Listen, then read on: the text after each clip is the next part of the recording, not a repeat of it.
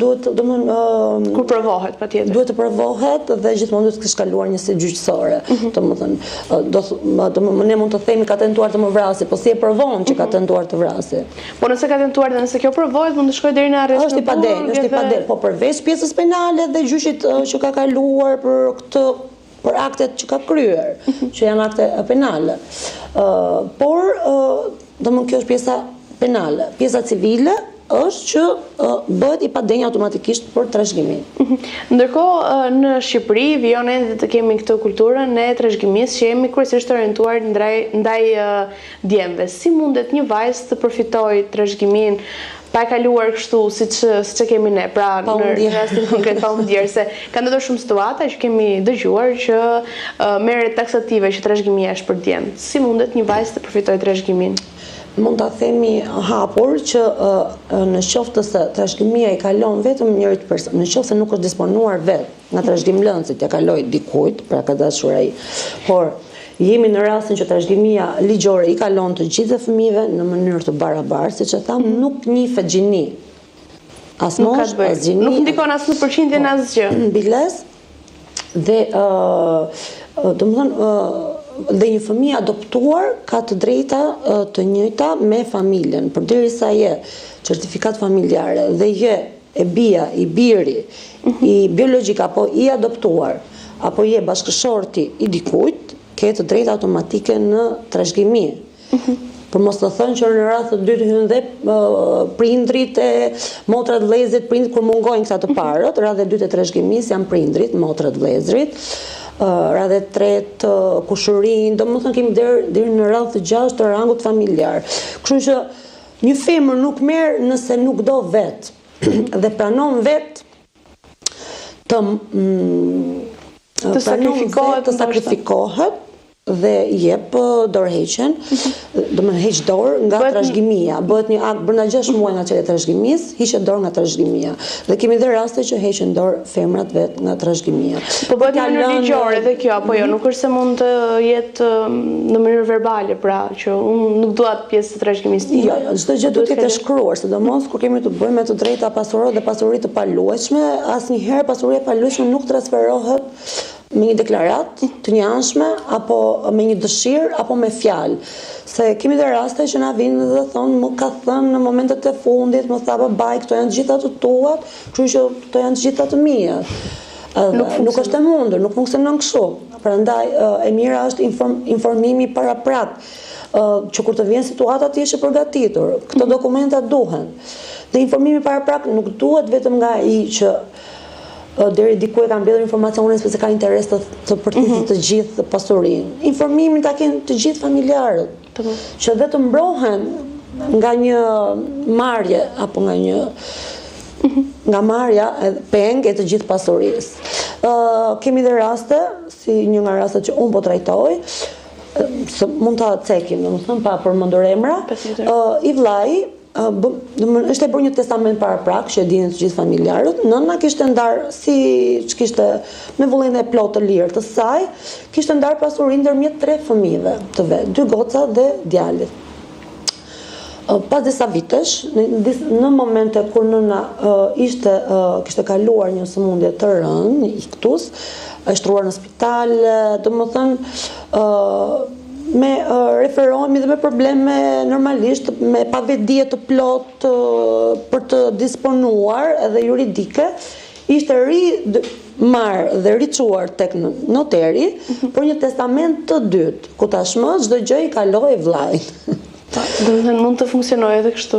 Po, se testamenti i dytë hedh poshtë të parin dhe por që domethënë ideja është te koncepti që ti vetë mund të jesh e moralshme dhe e pret gjërat të shkojnë ashtu siç është e drejtë të shkojnë, por ndërkohë mbrapa krave po punohet diçka tjetër dhe ky është rasti ku e gjithë pasuria u mor me një testament të dytë, ku nuk ishin ndjeni gocat, që kanë marrë vesh, që ka dalë momentin kur nëna ka vdekur dhe është bërë dëshmia e trashëgimisë. Dhe paralelisht me këtë, një nga pronat ishte kaluar dhe me kontratë dhurimi.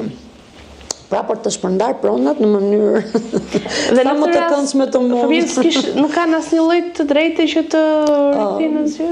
jemi po përgatitemi për gjyq për këtë rast, po them, sepse nga akti dhurimit që ka qenë simulim sepse kjo ishte e gjitha pasuritë trashëgimore, nga rezervat ligjore që janë cënuar, domethënë ka disa momente. Po, nga mënyra se si është marrë dhe nga problemi i nënës që ka qenë, domethënë ka qenë një 3-4 mujosh, dhe firma e saj ka qenë me gisht, një person që dinte të firmoste, nuk ishte analfabet, testamentin e parë kishte firmosur, çdo gjë ishte në rregull. Testamenti i dytë, duke qenë se kishte me probleme të rënda shëndetësore, është çuar te noteri, apo noteri ka varet edhe në shtëpi, se ndodh që vetë edhe në shtëpi. Edhe është bërë një testament komplet tjetër kur çdo gjë i ka kaluar dhe në të njëjtën ditë është bërë po ashtu një akt dhurimi për një pronë tjetër. Dhe gocat në këtë rast ngelën femrat pa asnjë gjë. Kanë ngelur, por do t'i rimarrim, Me shishim tek kemi shpresat e drejtësia, se jo çdo akt ligjor që bëhet tek noteri është i drejtë. Domethënë akti ligjor noteri shikon formalitetet, shef të dhënat identitetin e palëve, të ketë ato pjesët minimale që duhet të zëm një kontratë, por nuk i hyn thellë çfarë po respektohet, apo është i një anshëm, apo është i dy anshëm, apo çfarë kush ngelet pa pronë apo jo. Domethënë sepse nuk i takon, jo se nuk do ta bëj. Dhe këto gjëra zgjidhen në gjyq. Me që ishim tek rastet, çfarë se të tjera të kanë bërë shumë përshtypje sa i përket trashëgimisë, se besoj ke pafund. Këto raste, domethënë problemet pasurore janë të pafundme. Domethënë dhe janë ato që kanë krijuar konfliktet më të mëdha në shoqërinë shqiptare, sidomos në trongun familjar. Ka përçarë familje të shumta. Patjetër. Domethënë dhe nëse s'kan pasur debate ndonjëherë apo problematika të tjera, kur ka ardhur pjesë radhat e pasuria dhe ndarja e pasurisë, kanë dalë, domethënë problemet nuk lindin kur nëse palët nështrohen. Nëse ti nështrohesh dhe pranon që mos të kesh të drejta, okay, nuk ke probleme. Por nëse ti do të drejtën tënde, ato që të takon me ligj, apo edhe moralisht, që të takon dhe moralisht, vetë në gjykatë dhe domethënë është një zgjidhje pak më e lotshme. Unë gjithashtu në zyrën time ofroj dhe ndërmjetësim, pasi jam dhe ndërmjetësuese licencuar, për të mundësuar, nëse gjendet një rrugë e mesme, pra nëse palët arrin të reflektojnë, bëjmë rolin e gjyqtarit, me vullnetin e tyre, mund të arrihet në një konkluzion që domethënë dikush të lëshoj, të gjendet një gjuhë e përbashkët dhe një konsensus që mos të rrim ato vite që duhet të rrim në gjykatë, dhe të shpenzojmë lekët që shpenzohen në gjykatë dhe vitet që duhet të presim për një proces gjyqësor. Elona, ndërkohë ne kur nuk na shkon mendje, ose të paktën edhe më ka rënë të dëgjoj që kur flasim për testamentin thonë ose duket sikur ndjellim gjëra të këqija edhe ende vijojmë me këtë kulturë. Na nga ana tjetër, dikush dëshiron të plotësojë një testament. Cilat janë procedurat që duhet të ndjek? Procedura shumë e thjeshtë, testamenti mund të bëhet në 2 mënyra, testamenti notarial dhe testament holograf. Testamenti notarial është kur paraqitemi te noteri dhe me ndihmën e noterit dhe në fund disponojmë vijnë ato element kryesor që duhet të ketë testamenti, që janë data, vendi dhe firma në fund, dhe të dhënat e identifikimit të personit, që janë kryesore, pastaj disponimi është i pasvullnetit të personit. Është individual dhe është i fshehur, sepse ka dhe persona që vinë më thonë, ne të dy, burrë dhe grua, duam t'i lëmë fëmijëve, jo. Testamenti është individual, nuk mund të bëjë testament të përbashkët. Pra janë dëshirat e një personi. Mund të bëni 2 testamente, por jo të përbashkët. Kurse, mënyra tjetër është testamenti holograf, ku ti e bën me shkrimin tënd, duhet të jetë didaskalia jote, e gjithë duhet të jetë shkruar me shkrimin e personit dhe e firmosur, tham të ketë të njëjtat element që tregova pak më parë, për të qenë i vlefshëm, firmosat dhe depozitohet sërish tek noteri me një zarf të mbyllur tashmë. Domethënë në këto 2 mënyra. Ky testament qëndron në arkivat e noterit deri në momentin e vdekjes së personit, e ndërrimit të jetës, dhe deri në momentin dhe hapet dhe çelet në momentin kur dikush që ka një interes legjitim për të çelur trashëgimin paraqitet tek noteri për të hapur trashëgimin.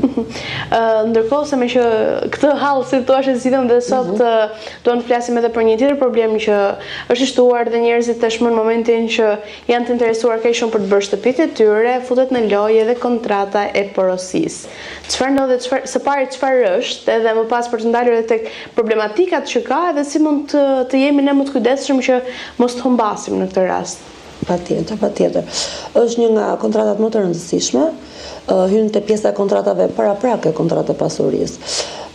Bashkë me kontratën e sipërmarrjeve, kontrata e pagesës me këste, kontrata e kleringut, të gjitha këto janë kontrata paraprake, pra neve angazhohemi të marrim të drejta dhe detyrime që dikur në një moment të dytë do bëhemi me një pronë dhe do firmosim një kontratë të dytë që ajo do jetë kontrata e shitblerjes e mirëfillt që do bëhem pronar. Po kur është kontrata paraprake, me kontrata paraprake më fal që të ndërpres, nuk je pronar. Ti po tenton të bëhesh pronar dhe po merr përsipër disa detyrime që do të çojnë drejt regjistrimit tonë si pronar dhe bërjes së një kontrate të dytë. Prandaj quhet kontratë paraprake. Dhe ideja është që te kjo kontratë merren parasysh të gjitha kushtet dhe merret parasysh çfarë do fitosh dhe kundrejt çfarë pagese me cilat kushte. Kujdesi duhet jetë i madh, se ndonjëherë shqiptarët nxitojnë për të kapur një okazion dhe mendojnë në momentin e firmës së kontratës, mendojnë tashmë u